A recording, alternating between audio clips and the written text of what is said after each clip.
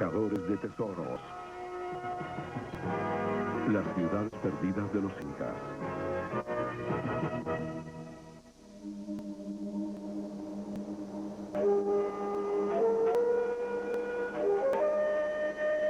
Machu Picchu.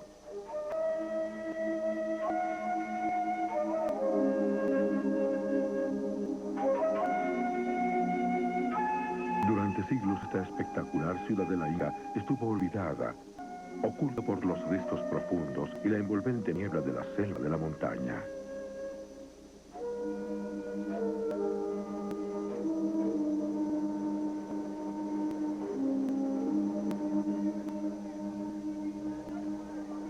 Es el año 1948.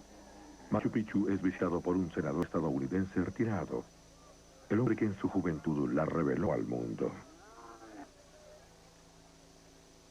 Él ha realizado esas cosas en su notable vida, pero Hiram Bing sabe que será recordado por una de ellas.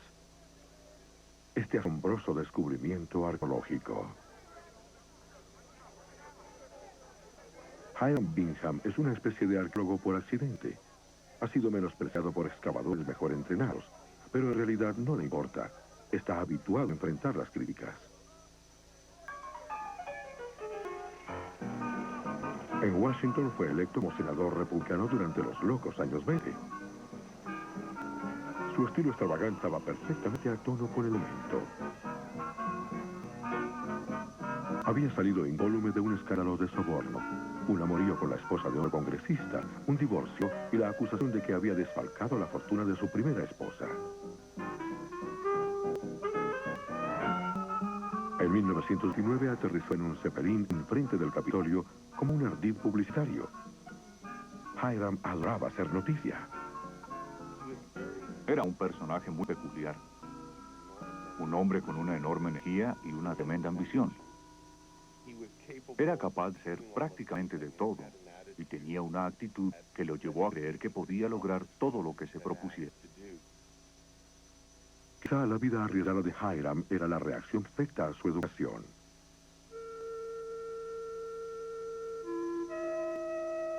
Como hijo de unos misioneros cristianos pioneros en las islas hawaianas, Hiram fue criado en una vida de puritana austeridad.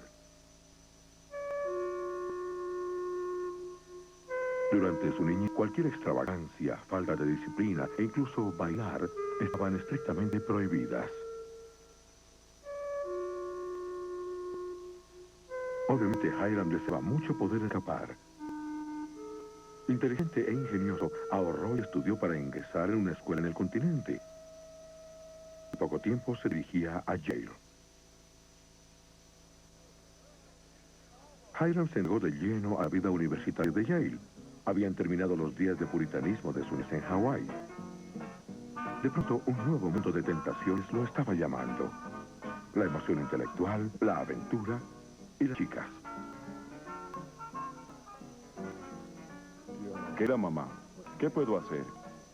Sé que te dolerá saber que he bailado, pero la gente aquí en el este no entiende que alguien no baile a menos que uno sea un enfermo o un viciado. No veo nada malo en ello a menos que se lleve al extremo. Aunque reservado, Hiram estaba decidido a disfrutar. Gracias a su encanto, pronto se movió libremente en esta atmósfera de riqueza y privilegio.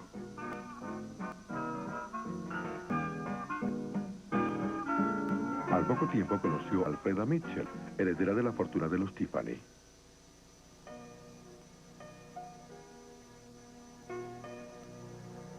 Alfreda era irresistible, millonaria y miembro de la alta sociedad a la que ahora Hiram estaba decidido a pertenecer. En 1902, años después de su primera cita, Hiram y Freda se casaron en la maravillosa hacienda de Mitchell en Nueva Londres.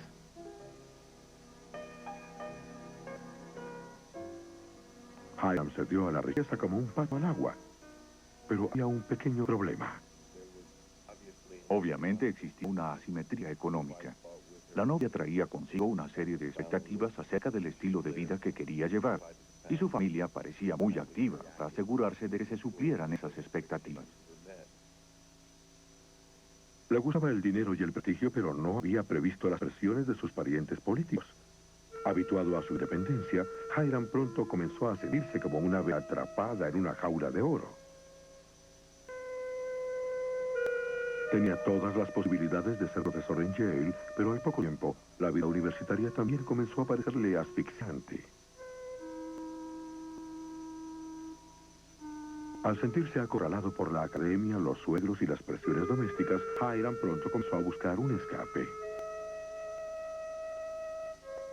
Concluyó que la investigación de campo para un libro acerca de Simón Bolívar sería su voz para una aventura.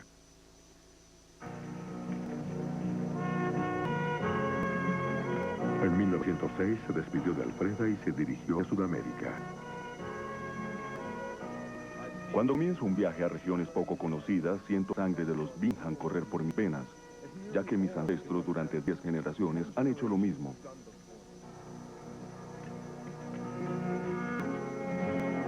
Freda no estaba feliz por la larga separación que sus viajes representaban.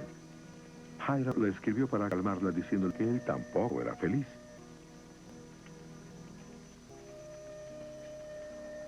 Querido amor, te amo con una pasión que aumenta cada día. No nos quejemos de nuestra larga separación, sino regocijémonos por la oportunidad de realizar una buena obra.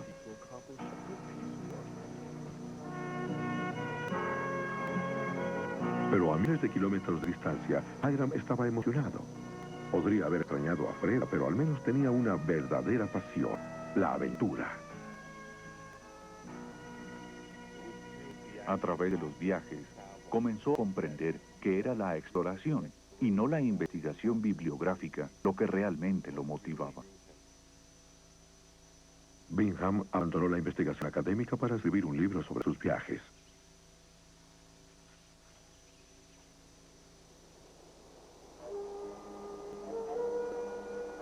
Cuando llegó a Perú, Bingham se enfrentó con el mundo inca por primera vez. Estaba fascinado.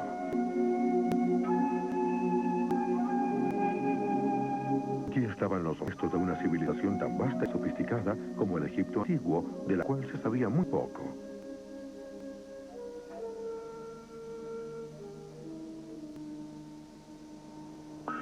Sus descendientes aún poblaban los Andes.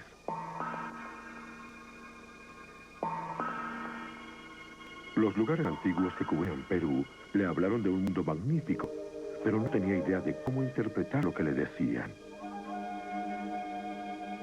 Debía encontrar un método en el mismo lugar. Afortunadamente llevaba conmigo ese libro Claves para Viajeros, publicado por la Royal Geographic Society, que me fue muy útil. En uno de los capítulos encontré lo que debía hacerse cuando uno encontrara un lugar prehistórico. Medir cuidadosamente, fotografiar y describir lo más exactamente todos los hallazgos.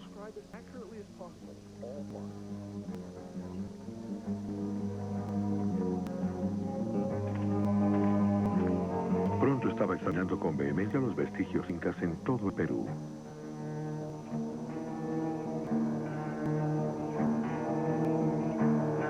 Un escenario de la historia inca le fascinó más que todos los demás. Vilcabamba, el último bastión de los reyes incas.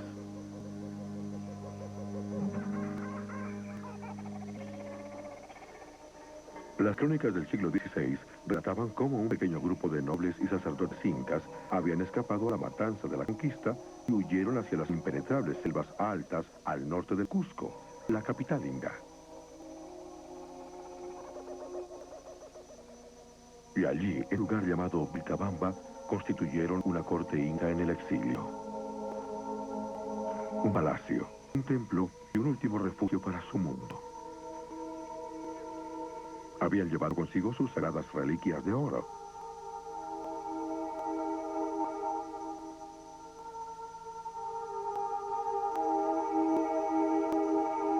Muchos habían sido tentados por los relatos sobre Vilcabamba y habían ido a su búsqueda.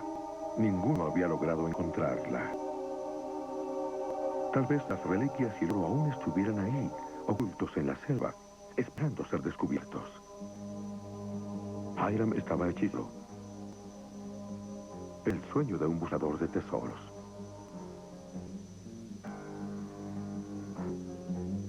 De pronto Hiram vio una aventura fantástica abrirse ante él.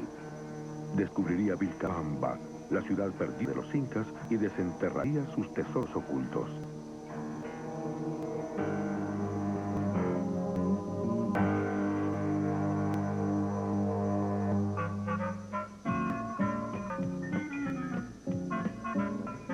Hiram regresó a los Estados Unidos de América y se dedicó a recoger fondos y a investigar acerca de Vilcabamba. Se dedicó a los mapas y crónicas de la conquista.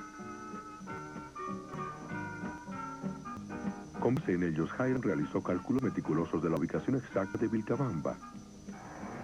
Después de años de investigación, estaba seguro, el último refugio de los incas estaba en un lugar distante que ahora se llamaba Tupampa.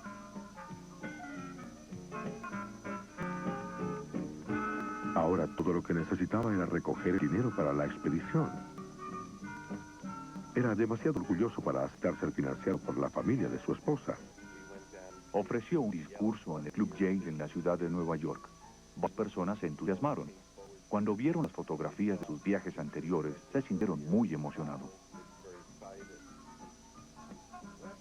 Anoche un compañero a quien he visto muy poco vino a hablar conmigo.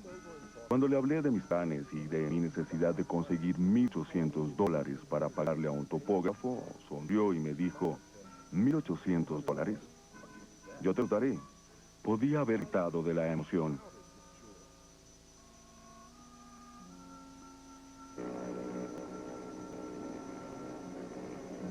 En el puerto de Nueva York, el 8 de junio de 1911, Hiram Bingham, de pie sobre la cubierta de un barco a vapor, una vez más se despide de su esposa.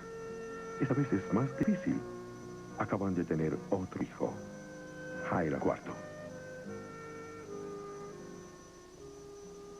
Nunca olvidaré cómo te veías cuando te paraste sobre el muelle con Harry, tan valiente y corajuda, y a la vez tan pequeña y suplicante. Parecía demasiado cruel para dejarte completamente sola.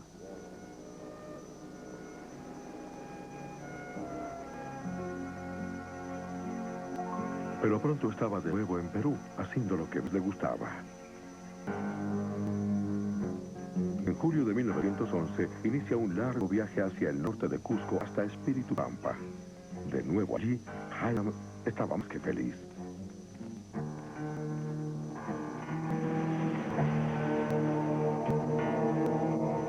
También era extraordinariamente afortunado.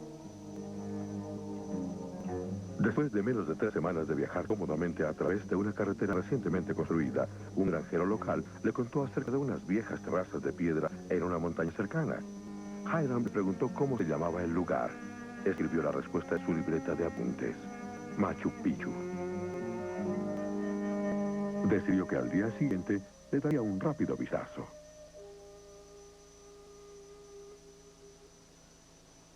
Un indio joven guió al grupo hacia una meseta a unas 4 horas de viaje. Acabábamos de rodear el promontorio cuando encontramos un lugar inesperado.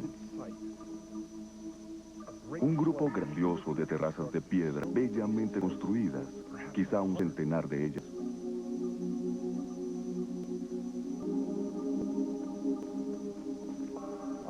Escasamente podía creer lo que veía.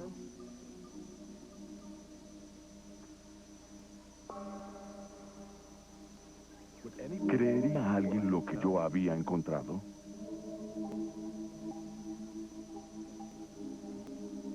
Afortunadamente tenía una buena cámara.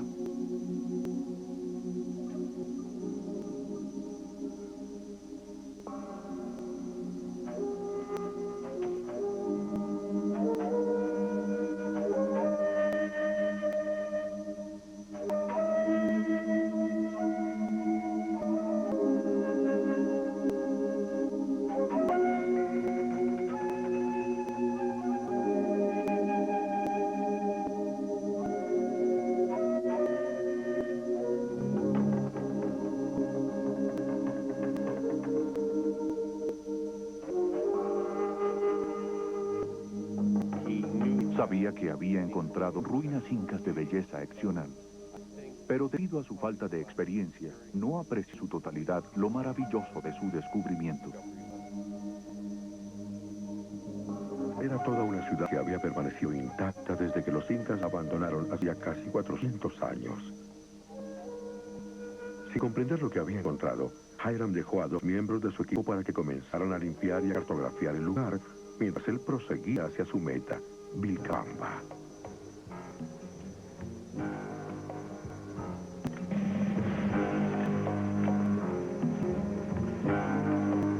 Se dirigió al norte llevando a su equipo a través de la intrincada selva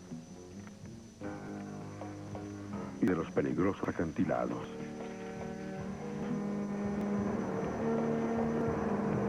Confiado de que haría descubrimientos aún más grandiosos de fabulosas ciudades perdidas, de templos y palacios que harían palidecer cualquier otra ruina inca.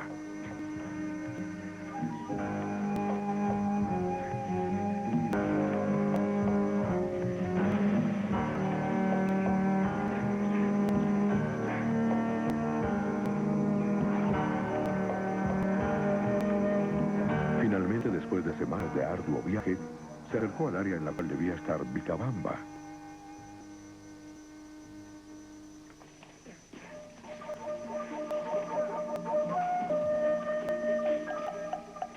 Durante días, su equipo macheteó a través de la densa vegetación y enredaderas. Para su gran asombro, no encontraron nada.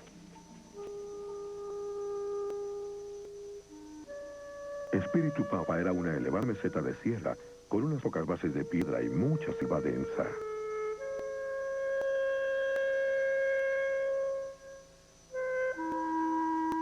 Era algo muy diferente a la magnífica ciudad que Bingham había imaginado.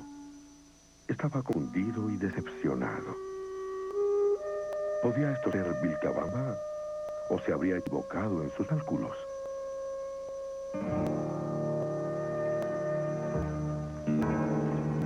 Hiram, perplejo, hizo que la expedición regresara.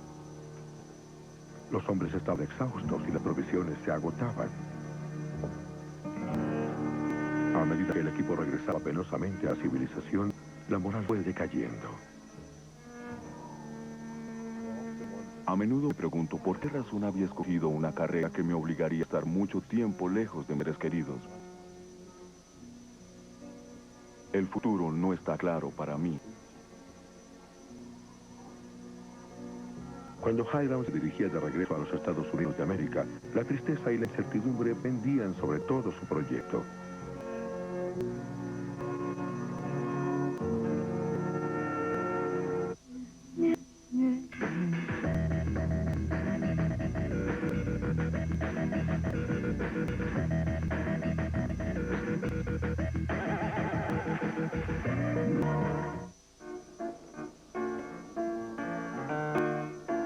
Una vez en casa, Hiram recobró su ánimo y con él sus sueños sobre Vilcabamba. Volvió a revisar los cálculos de su ubicación. Si no era Espíritu Pampa, ¿sería Machu Picchu? Pero la posición de Machu Picchu aún parecía errónea. Decidió regresar al Perú al año siguiente para investigar más a fondo su descubrimiento. Cuando volvió a Machu Picchu en el verano de 1912, lo que los obreros habían tapado era sencillamente sensacional.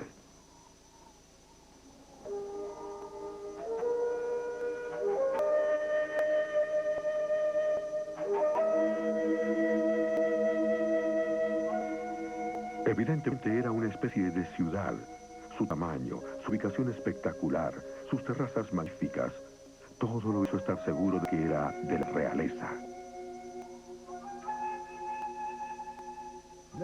Solo un rey podía haber insistido en que los dinteles de sus puertas fueran hechas con bloques de granito sólido, cada uno de 3 toneladas. ¿Qué prodigiosa cantidad de trabajo debió haberse empleado?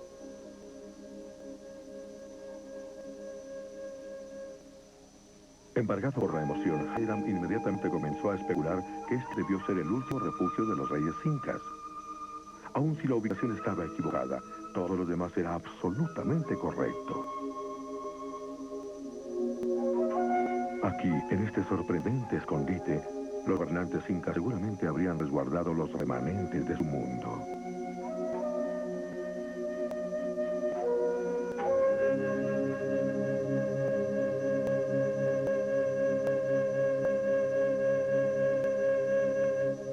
Hiram se entregó a su espectacular hallazgo en Machu Picchu. Era el pasaporte hacia la fama mundial.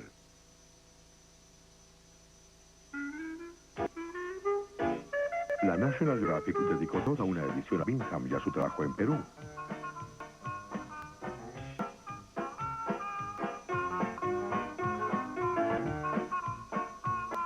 Pronto todo el mundo sabía acerca de Machu Picchu y del hombre que lo descubrió.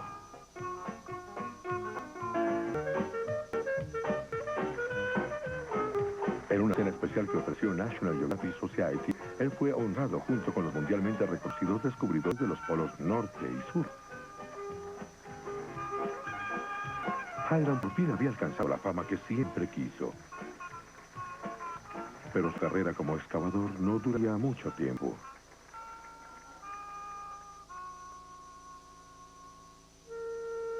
En 1915 regresó a Perú a enfrentar una controversia. Para muchos peruanos, la aparente ausencia de oro en los hallazgos de Bingham era sumamente peligrosa. Surgieron rumores de que él había encontrado oro y lo estaba sacando del país.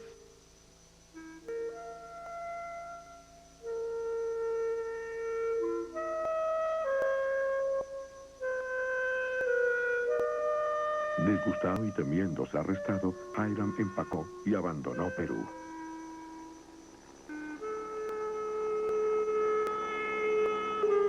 Al regresar a los Estados Unidos de América, decidió abandonar sus excavaciones.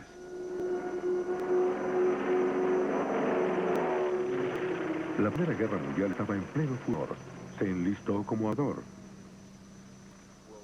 La Primera Guerra Mundial le ofreció una vía muy conveniente para salir de lo que se le había tornado una situación intrincada en Perú. Podía decir honorablemente que el mundo necesitaba que él se involucrara en la milicia y que, como patriota, debía hacerlo.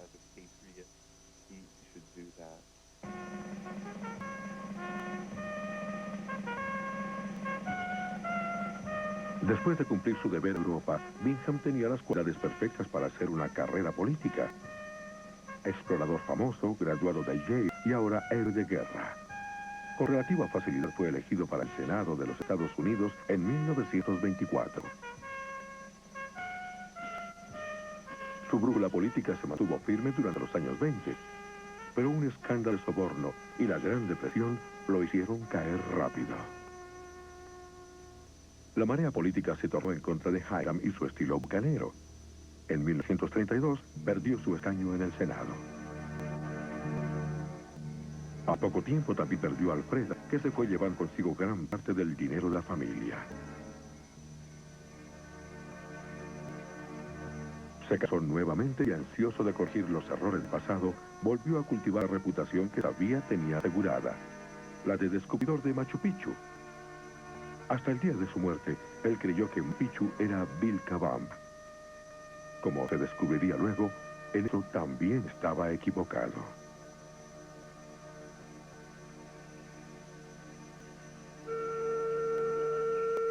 Descubrimientos posteriores aclararon que la verdadera Vilcabamba estaba exactamente donde Hiram había ubicado en sus primeros cálculos, en Espíritu Pampa.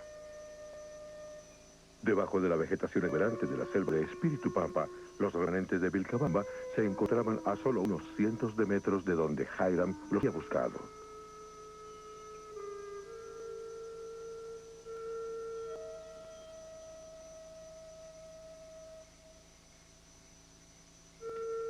Decidido a disipar cualquier duda acerca de Machu Picchu fuese el último refugio de los incas, Hiram dedicó muchos de sus años, hasta su muerte en 1956, a sus investigaciones sobre Vilcabamba y su caída.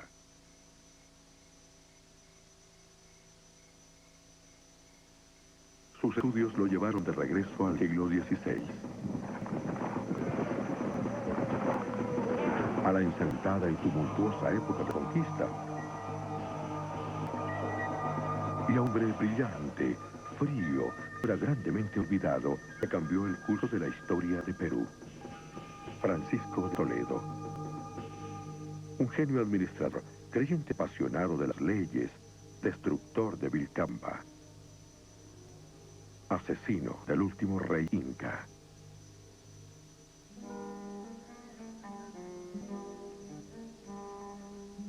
Francisco de Toledo nació en 1515 en el seno de la noble española del pueblo de Oropesa. En el siglo XVI, eso era símbolo de máximo privilegio. España era la nación más rica y poderosa del mundo. Sus enormes ejércitos habían derrotado a los musulmanes en el Oriente Medio y a los protestantes del norte de Europa. Controlaban Occidente.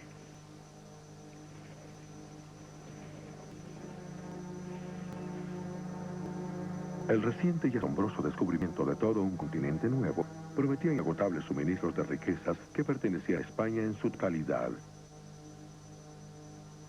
Este fue el mundo agresivo y opulento en que Francisco nació.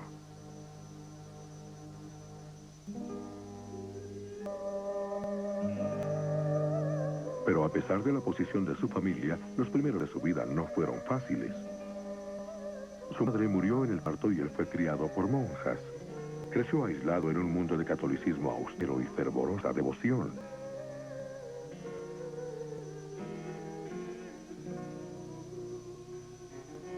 El joven Francisco absorbió las verdades que lo moldearon. Se volvió rígido, disciplinado y ferviente creyente en la justicia de Cristo.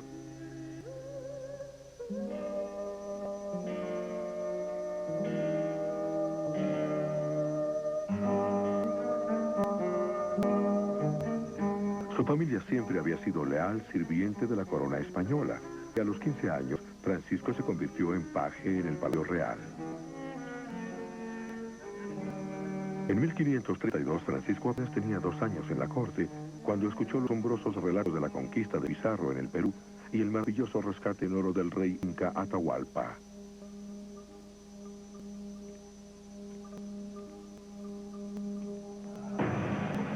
Eran reportes más allá de los límites del mundo conocido. ¿Cómo no sería incitada su imaginación por el lejano reino de Perú y su sorprendente riqueza?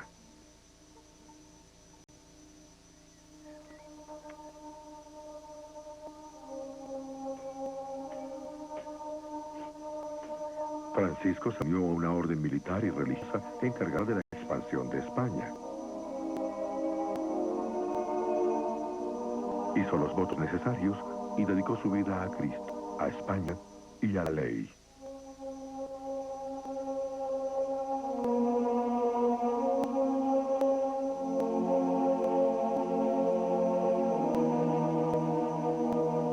Toledo fue educado hasta ser lo que hoy día consideraríamos un humanista.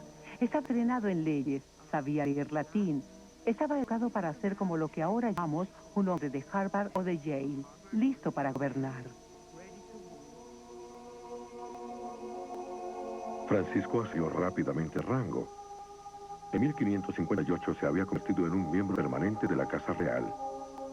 Fue uno de los pocos escogidos que estuvieron al lado del lecho de muerte del rey Carlos V.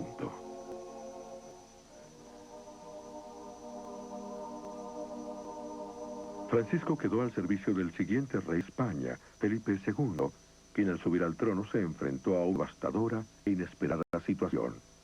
El imperio estaba en quiebra. Extendida por toda Europa, España también había financiado décadas de conquista y exploración en América. Recibía muy poco a cambio. Todo aquel oro inca y azteca que había ingresado resultó ser una gota en el océano. La verdadera riqueza de las colonias estaba en manos de los comendadores, los nuevos señores españoles que se habían repartido las tierras y los indios.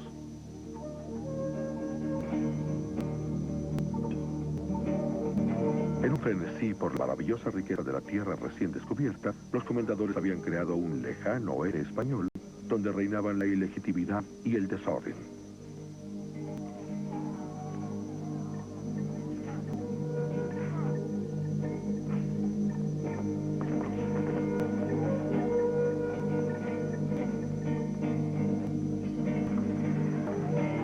Estaban ocupados enriqueciéndose y no le pagaban tributo a la corona.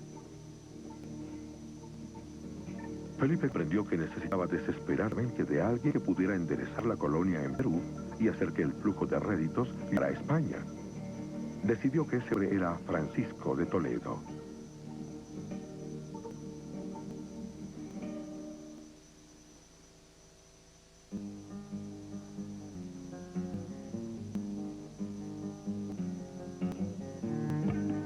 En 1569, Francisco se fue rumbo a Perú para asumir el cargo más importante y retador en el Imperio Español, virrey del Perú.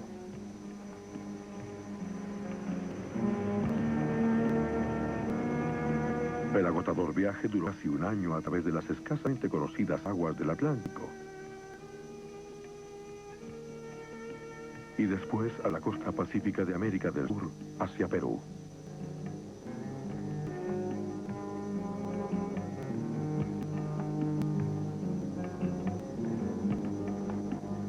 El 30 de noviembre de 1569, Francisco llegó a Lima, la capital española de Perú.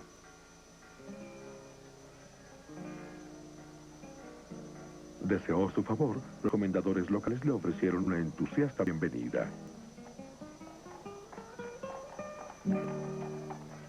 Pero en una carta al rey Felipe, le confió en secreto su disgusto por la pequeña y anárquica población fronteriza y sus alrededores españoles. Los españoles en este reino han llenado sus codiciosas manos con el saqueo de las tumbas y los lugares de adoración. Y es una costumbre ostentar abiertamente sus descubrimientos. Pero eso fue lo que le encomendaron remediar. El nuevo virrey se dedicó a la tarea de reformar a la delictiva colonia. Rápidamente se percató de que la colonia había sido destruida por dos fuerzas poderosas. Por un lado estaban los comendadores que peleaban entre sí y esclavizaban a los indígenas. Y por otro estaba la iglesia, que igualmente quería tener derecho moral no solo sobre las almas de los indios, sino también sobre su trabajo. Toda colonia se estaba alimentando del trabajo y de la ignorancia de los indios.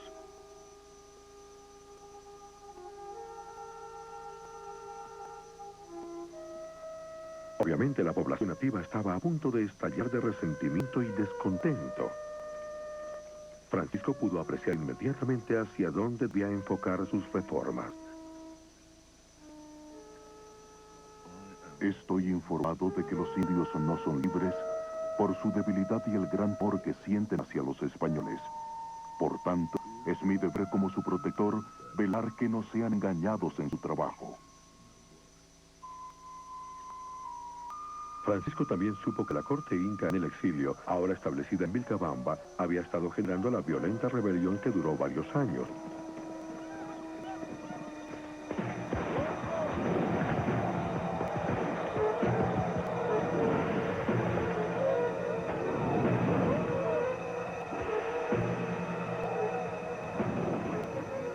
Cuando Toledo llegó a Perú, tenía empatía hacia los incas. Por otra parte, también existía esta rebelión de los incas, quienes se habían retirado a Vilcabamba y amenazaban el proceso de la conquista. De alguna manera, Francisco debía introducir el orden en esta situación volátil y caótica.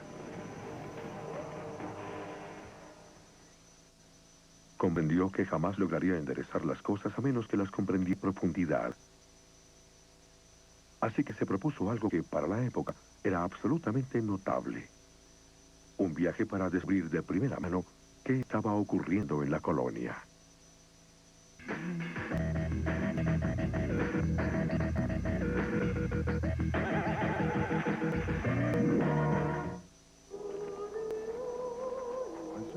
Vi claramente que no podría gobernar a los españoles ni a los indios con solo el celo de servir a Dios y a vuestra majestad, sino cuando viera la tierra, viajara a través de ella y la inspeccionara. Fue lo que haríamos hoy en un trabajo de encuestas. Fue totalmente innovativo. Como dijimos antes, el gobierno basado en la brutalidad y el ejercicio de las armas. El que propone Toledo era una administración basado en el conocimiento. Por lo cual lo hizo un adelantado a su tiempo. Así que en 1570 Toledo inició notables viajes de investigación a través de los rincones del vasto imperio inca. Durarían en total 5 años.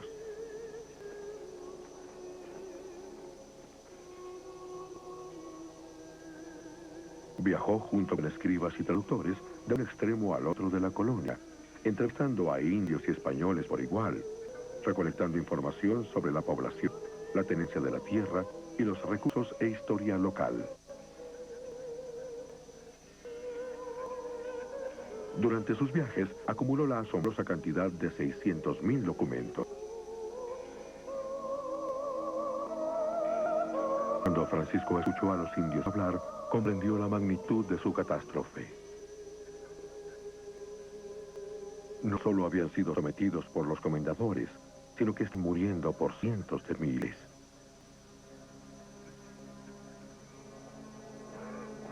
Una serie de devastadoras epidemias de enfermedades europeas, para las que ellos no tenían defensas, había eliminado a más de la mitad de la población indígena de Perú.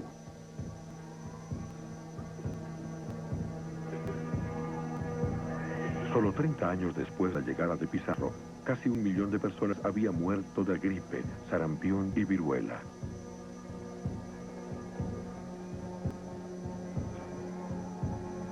En desesperación, muchos de ellos enfocaban sus vanas esperanzas de salvación en la fe inca en el exilio. Francisco comenzó a creer que la esperanza de los indios en Vilcabamba debía ser eliminada.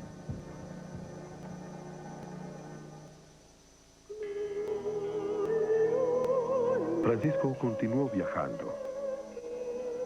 En el curso de su investigación recorrió todo el territorio de lo que hoy es Quito, en Ecuador, hasta Bolivia. Mientras viajaba, aprendió algo más.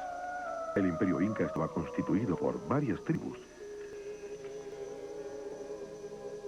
Los incas eran solo una de ellas, que acababa de lograr dominar a las demás apenas 100 años antes de la llegada de los españoles.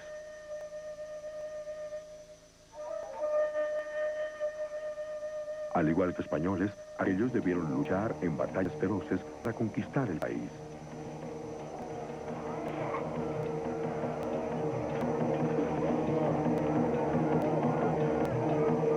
Abundaban las evidencias de la brutalidad inca con las tribus más débiles. Los incas son tiranos y por ende intrusos en el gobierno de estas tierras. Creo que él estaba buscando argumentos para justificar la conquista española en esas zonas en particular. Y vio que la excusa podría ser tildar a los incas de tiranos y dictadores, de haberse impuesto por la fuerza sobre las otras poblaciones que habían conquistado, para presentar la conquista española como una especie de proceso de liberación. Yo creo que no estaba equivocado. Lo que pasa es que cuando uno usa la palabra tirano, tiene una connotación moral que lo hace despreciable. Lo que eran los incas era un sistema autoritario, era una monarquía con una fuerza militar imperial que fue sumamente violento, cruel, donde la tortura fue la misma que nos escandalizó después en las sucesivas guerras europeas.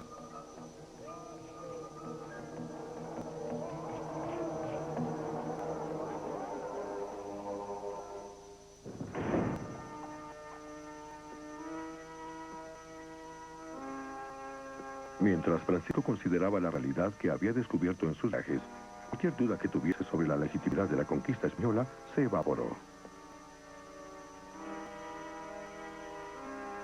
Con su típico perfeccionismo, presentó un plan que era brillantemente justificado, supremamente coherente y completamente draconiano. Su visión era la de un gran reino de justicia firme en Perú. Impondría la autoridad española a los pendencieros comendadores y a la iglesia por igual. Sabía que haría enemigo en ambos bandos, pero igualmente lo hizo.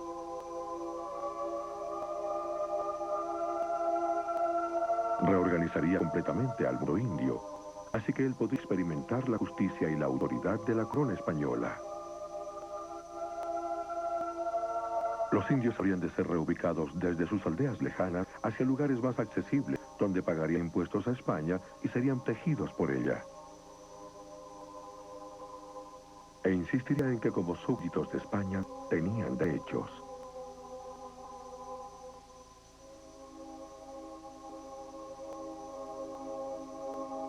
Pero había un precio terrible que pagar por la visión de Francisco, un orden social justo en Perú.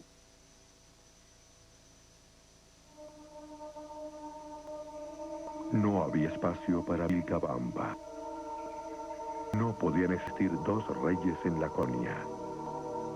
Vilcabamba, lo que quedaba del poder de los reyes incas, debían ser destruidos.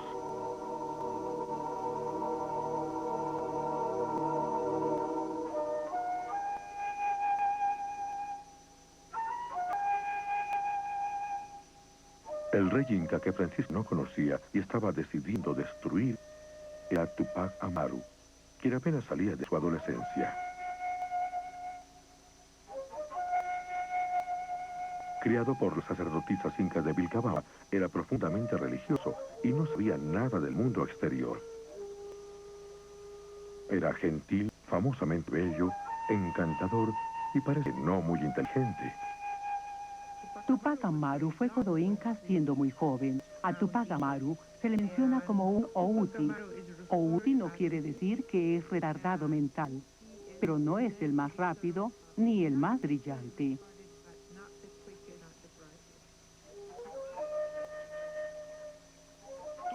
Tupac Amaru era muy joven. No creo que haya sido entrenado lo suficiente políticamente. Era demasiado joven, era tan solo una figura simbólica.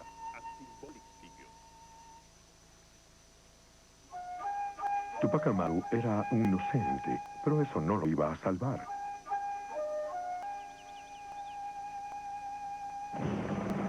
El 16 de junio de 1572, las tropas españolas avanzaron sobre Vilcabamba. Cuando atacaron la ciudadela, Tupac Amaru logró escapar con su esposa, que iba esperando su primer hijo. Pero no llegaron lejos.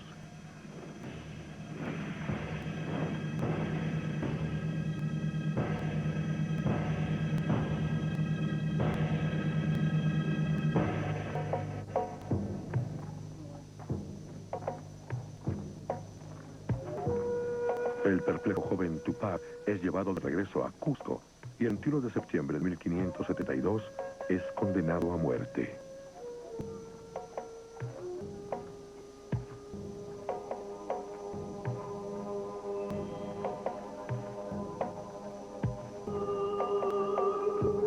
El pueblo hierve mientras Tupac Amaru es llevado por las calles hacia su ejecución.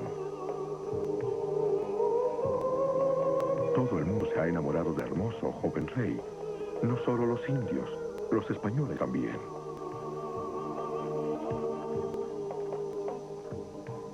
Todo el mundo quiere que Francisco se retracte.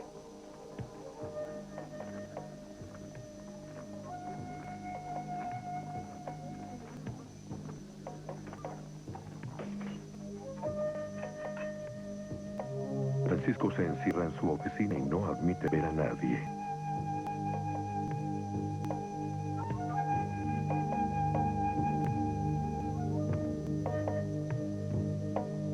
En la plaza de Cusco, Tupac Amaru es elevado a la pila de ejecución. Un testigo presencial registra la escena. Cuando la multitud de indios vio el lamentable espectáculo, ensordecieron al cielo, haciéndolo retumbar con sus gritos y gemidos.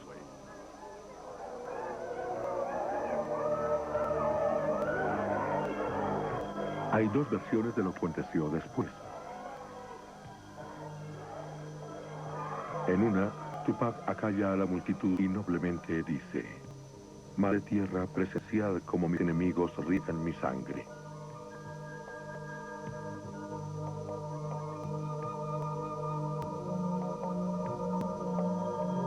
En la otra, un vago discurso lleno de lágrimas y renuncia a los dioses incas.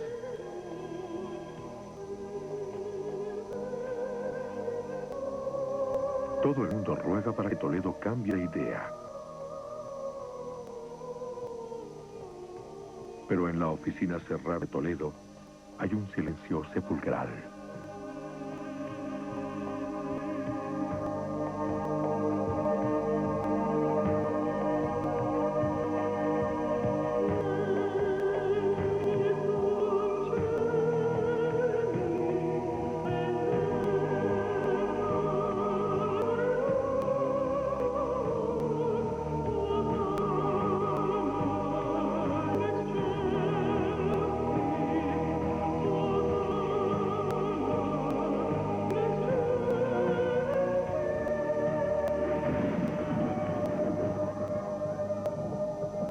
Toledo le escribe al rey Felipe. Lo que vuestra majestad ha ordenado acerca de los incas ha sido realizado.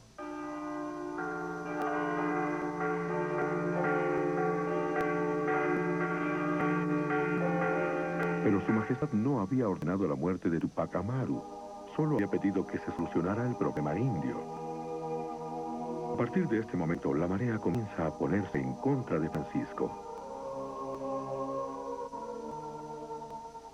Toledo cumplió la misión que se había encomendado a sí mismo.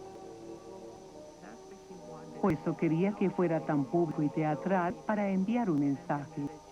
Esto acabó, es todo. Pero no había acabado.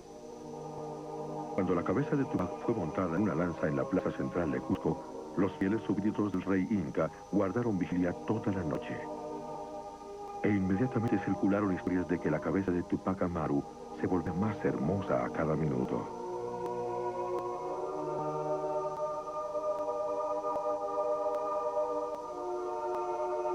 Conforme pasaron los siglos, se volvió aún más hermosa.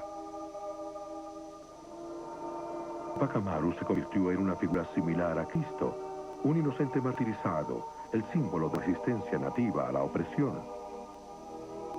Durante 500 años, casi todas las rebeliones populares en Perú, desde los grandes levantamientos indígenas del siglo XVIII, liderados por Tupac Amaru II, hasta las guerrillas urbanas de finales del siglo XX, han invocado su nombre. Yo pienso que es un mito trágico, porque todos los que tomaron el mensaje de Tupac Amaru también fracasaron. Tupac Amaru II también fracasa. La revolución peruana del 68, que es basada en el plan Inca, y la reivindicación de la figura de los dos Tupac Amaru también fracasa. Cuando la historia convirtió a Tupac Amaru en un héroe trágico, transformó a Francisco en una caricatura del español cruel. Se olvidaron sus luchas por la justicia y los derechos de los indios contra la explotación brutal de comendadores. Él se hizo famoso por una cosa: ejecutar al joven rey inocente Tupac Amaru. Pasa que hay que ver quién escribe la historia. La historia de España fue escrita por curas, por los misioneros, que detestaban a Toledo. Yo pienso que él tuvo la misma vara para todos. En términos administrativos hizo lo correcto. En términos de su conciencia, solo él sabe.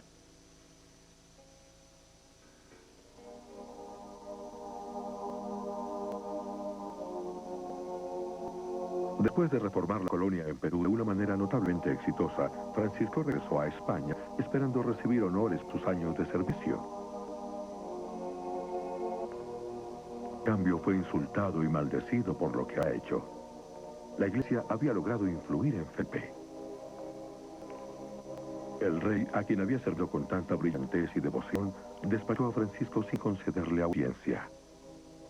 Go away. Volved a vuestro hogar. Os envié a servir a un rey, y habéis matado a un rey.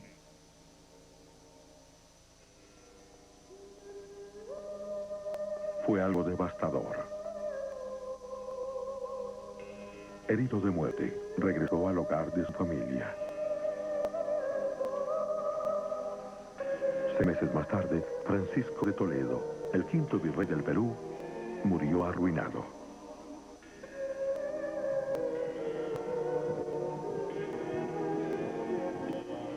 Su visión austera de un reino de justicia en Perú nunca fue realidad. La codicia y la corrupción de la colonia se reafirmaron lentamente. Los indios fueron explotados como nunca antes. Conforme los tornillos de la opresión colonial se apretaban,